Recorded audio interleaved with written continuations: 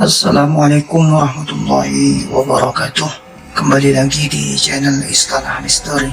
Untuk kisah kali ini ada sebuah cerita yang melegenda, yaitu sebuah kisah yang berjudul Pesugihan Nyai Ratu Blorong Part 3. Dan sebelum kita lanjut ke ceritanya, tekan dulu tombol like video ini dan jangan lupa tekan juga tombol subscribe channel ini. Nyalakan juga lonceng notifikasinya agar tidak ketinggalan cerita-cerita baru dari channel ini. Dan buat teman-teman yang ingin membaca langsung ceritanya, nanti silakan saja kunjungi linknya yang nanti akan saya sertakan di kolom deskripsi. Dan seperti apa untuk kisah kali ini, langsung saja kita masuk ke ceritanya.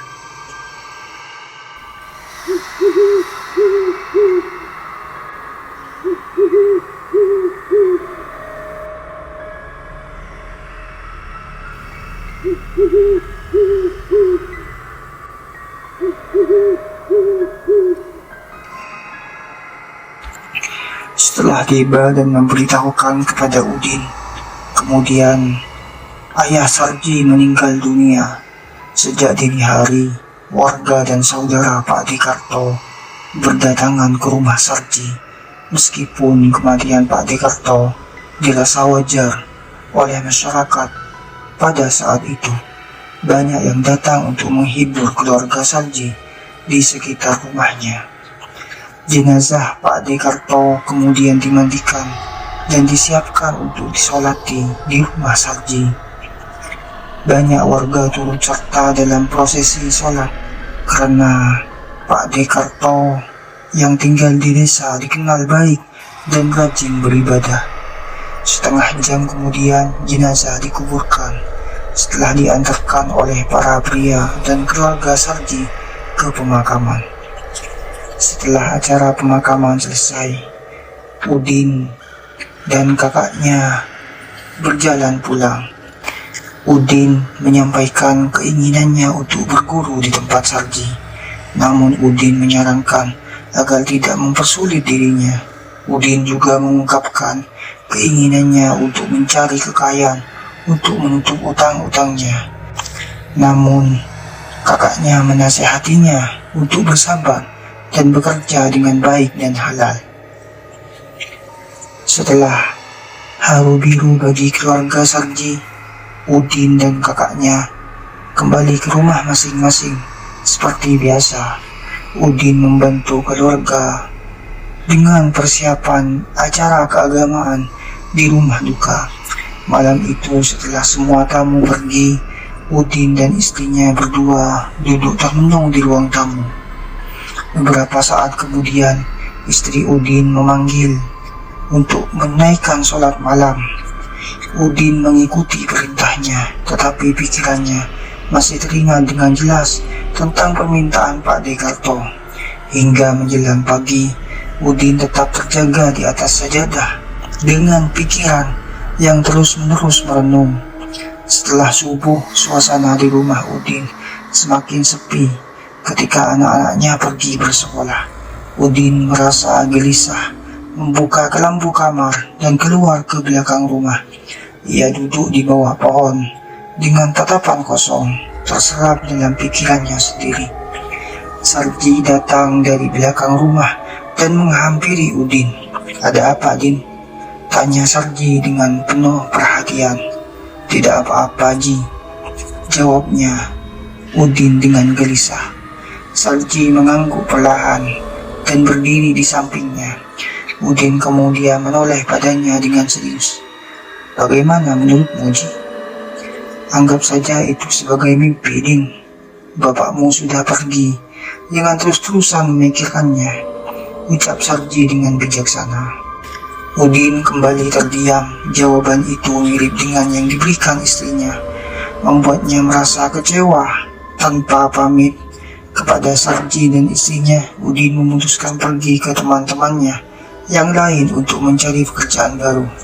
Ia ingin mencari penghasilan untuk menutup hutang dan menghilangkan kenangan tentang mimpi dengan Pak Dekarto. Beberapa hari kemudian, teman Udin memanggilnya untuk bekerja sebagai kuli pasar. Meskipun penghasilannya masih kurang dari cukup, Udin bersyukur memiliki pekerjaan yang memberinya penghasilan. Sementara itu, kegiatan keagamaan di rumah Sarji terus berlanjut selama 7 hari. Pada hari ke-7, setelah pulang dari pasar mereka jam 5 sore, Udin membantu mempersiapkan perlengkapan untuk acara keagamaan yang akan datang setelah maghrib. Malam itu setelah acara selesai, Udin pulang ke rumah dan tidur bersama istrinya. Namun sekitar jam 3 dini hari, Udin terbangun dengan mendesak ingin buang air kecil. Ia bergegas ke kamar mandi yang berada di belakang rumah. Melewati dapur dengan cepat tanpa memperhatikan sekitarnya. Setelah selesai, ia kembali ke rumah dengan langkah pelan. Kepalanya tiba-tiba menoleh ke arah pohon favoritnya. Di sinar kuning redup rumah Udin, ia melihat sosok Pak Dekarto duduk sendirian. Wajahnya pucat, hidung tersumbat kapas, dan kain kafan terlihat kecoklatan dan sangat lusuh.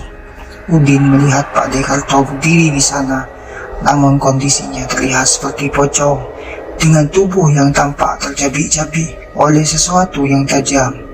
Seluruh kain kafannya terkoyak dan berlumuran darah, mengeluarkan bau amis dan busuk. Melihat kondisi Pak Dekarto yang menyeramkan, Udin langsung berlari cepat kembali ke rumahnya. Suara pintu dapur ditutup dengan keras oleh Udin saat ia masuk ke dalam rumah. Dengan secepat kuda, ia memanjat ke tempat tidur dan membaca doa sekuat tenaga, mengunci pintu kamarnya yang terbuat dari triplek. Udin tetap berdoa meskipun suara pintu dapur yang terbanting dan hembusan angin kencang dari dapur menciptakan suasana yang menakutkan. Hingga akhirnya kelelahan mengalahkan ketakutannya dan Udin terlelap. Namun ia terbangun paling akhir di pagi hari. Udin segera mengecek setiap sudut rumah mencari istrinya. Akhirnya ia menemukannya baru saja kembali dari mengantarkan anak-anak sekolah dan berbelanja di warung. "Sudah siang loh," kata istrinya sambil menjawab keresahan Udin tentang pengalaman mengerikan semalam. Udin kesal dan frustasi, namun istrinya tidak percaya pada cerita hantu seperti itu. Dengan sedikit amarah, ia menasihatinya untuk banyak berdoa. Udin langsung mandi dan bersiap pergi ke pasar sebagai kuli panggul. Meskipun saat itu sudah siang dan ia tidak dapat membawa barang, Udin tetap berangkat dengan hati sedih. Setelah sehari yang sulit, ia tidak pulang langsung ke rumah, melainkan ke warung langganannya untuk mencatat hutangnya yang semakin menumpuk. Di warung, ia merasa diperhatikan dengan pandangan sinis oleh pengunjung lainnya. Namun, ia tidak memperdulikan itu semua karena pikirannya sudah penuh dengan masalah hidupnya. Ia hanya ingin melepaskan kepenatannya di warung. Saat itu, kakaknya datang lewat depan warung dan menyapanya. Mereka saling bertukar cerita. Tetapi Udin tidak bisa lama-lama menemani kakaknya di warung karena ada urusan lain. Kakaknya pergi menjalankan janji dengan warga setempat, meninggalkan Udin sendirian. Udin duduk sendirian di warung, terdiam dalam lamunannya. Tiba-tiba ia dikagetkan oleh tepukan pundaknya. "Kamu kenapa, Din?" tanya seorang dari belakang. Udin menoleh. "Ah, kamu, saya kira..." Katanya belum berhenti. "Saya kangen, Din," kata Ronald, temannya dengan senyum. Udin akhirnya tersenyum karena berdua berbicara sebentar di warung sebelum pulang bersama menjelang sore. Ronald bahkan membayar makan dan minum Udin di warung. Hari-hari berlalu tanpa kejadian gaib lagi dari Pak Dekarto. Pada bulan kedua, Udin menemukan kesempatan untuk melunasi sebagian hutangnya dan mengatur ulang kehidupannya. Ronald membantunya dan mereka bahkan semakin dekat seperti saudara. Matahari terus meninggi ketika Udin menyambut kedatangan tamu-tamu yang datang untuk acara 40 hari Pak Dekarto di rumah Sarji. Mereka penasaran dengan kerumunan orang. Ada apa, Ji? Kenapa banyak orang? Tanya Ronald penasaran. Sarji menjawab enteng. Mereka mau membantu untuk acara 40 hari, Bapak. Ronald mengangguk. Oh, begitu. Kenapa tidak bilang dari tadi? Kamu sudah baik-baik saja. Udah beres, istriku habis 7 hari kemarin, jawab Sarji. Ronald tersenyum simpul, mendukung bahu Sarji. Aku mengerti, katanya, sambil menundukkan kepalanya. Mereka melanjutkan untuk berbicara lebih lanjut tentang masa lalu merdeka yang tragis, menguatkan persahabatan mereka lebih lanjut. Mereka berdua merasa sedih dengan nasib mereka yang hampir sama. Sarji dan Ronald punya rahasia masing-masing tentang kematian anggota keluarga mereka. Mereka sepakat untuk bermitra dalam bisnis, dengan Sarji mengelola toko dan gudang yang sudah ia siapkan. Setelah berbagai transaksi, toko Sarji mulai ramai pengunjung karena lengkap dan strategis. Bisnis Sarji semakin sukses dari bulan ke bulan. Ia membeli tanah dan kendaraan baru serta merenovasi rumahnya. Udin yang dipercaya mengelola keuangan Sarji merasa terbantu dengan gaji yang meningkat dan bisa melunasi hutangnya. Namun kebahagiaan mereka terganggu ketika ibu Sarji tiba-tiba meninggal. Sarji dan keluarganya berduka dalam kekhawatiran tentang masa depan tanpa kehadiran ibu Sarji. Pagi menjelang, tamu dari jauh mulai datang untuk acara keagamaan di malam hari. Keluarga yang menginap membantu menyediakan segala sesuatu. Setelah acara selesai, mereka membersihkan rumah dan tidur sekitar jam 10 malam. Retno, Sri dan anak-anak tidur di ruang tengah, sementara Udin dan Sarji mengatur barang-barang di gudang. Dini hari, Retno terbangun mendengar panggilan dari belakang rumah yang memanggil namanya. Dia pergi ke dapur dan melihat kedua orang tuanya berdiri di luar dengan penampilan pocong. Mereka memberi pesan bahwa Sarji telah menyembunyikan sesuatu darinya. Retno ketakutan dan histeris. Sri dan anak-anaknya ikut terbangun dan menenangkannya. Keesokan harinya Sarji tidak memberi penjelasan, membuat Retno semakin curiga. Dia menemukan kamar khusus. Sarji terkunci dan menemukan ular hitam besar di dalamnya. Retno jatuh saat mencoba melarikan diri dan akhirnya dibawa ke rumah Sri.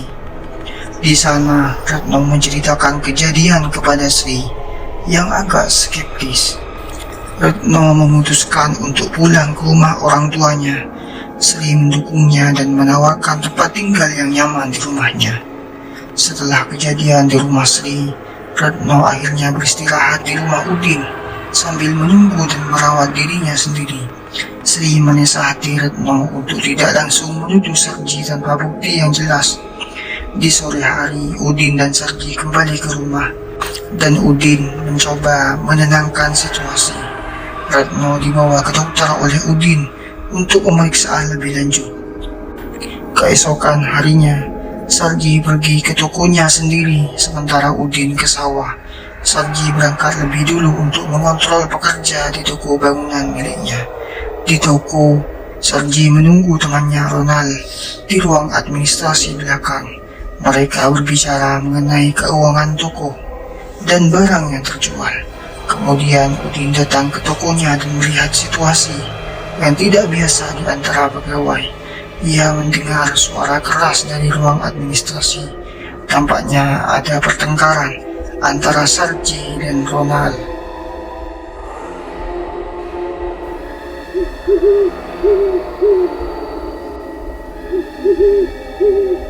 Oke teman-teman, sekian untuk kisah kali ini. Bagaimana menurut kalian tentang kisah ini? Tulis di kolom komentar. Dan buat teman-teman yang baru bergabung, jangan lupa untuk like, komen, share, serta subscribe channel ini. Dan nantikan kisah-kisah horor berikutnya tetap di channel Istana Misteri. Wassalamualaikum warahmatullahi wabarakatuh.